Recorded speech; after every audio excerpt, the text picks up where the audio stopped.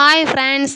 என்னடா இது மார்கழி மாதம் கோலம்னு சொல்லி தம்ப்நெயில் போட்டுட்டு வேறு ஏதோ வீடியோ காட்டுறேன்னு பார்க்குறீங்களா? ஆமாங்க, இன்னைக்கு சண்டேனாலே எல்லாருக்கும் ஒரு ரிலாக்ஸான டேவாக இருக்கும். அவசரமாக வேலைக்கு போகவோ ஸ்கூலுக்கு போகவோ தேவையில்லைன்னு சொல்லிட்டு கொஞ்சம் ரிலாக்ஸாக எந்திரிச்சு வேலை செய்யலாம். ஆனால் எங்களுக்கு அப்படி இல்லைங்க. சண்டேனா தான் சீக்கிரம் எந்திரிக்கணும், வேலையெல்லாம் சீக்கிரமாக முடிக்கணும்.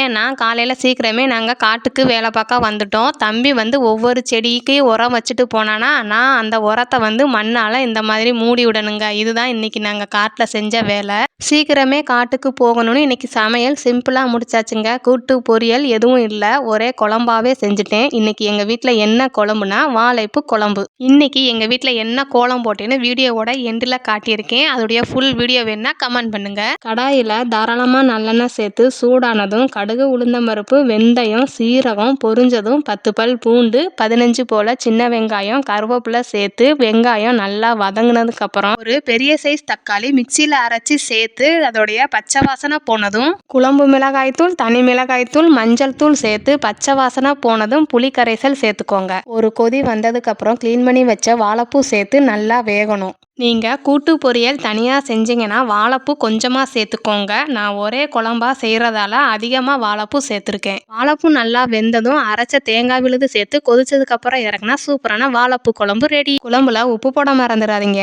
தினமும் ஒரு சிம்பிளான கோலம் கற்றுக்க நம்ம சேனலை சப்ஸ்கிரைப் பண்ணுங்கள். ஃப்ரெண்ட்ஸ் அண்ட் ரிலேட்டிவ்க்கு ஷேர் பண்ணுங்கள். தேங்க்ஸ் ஃபார் வாட்சிங்.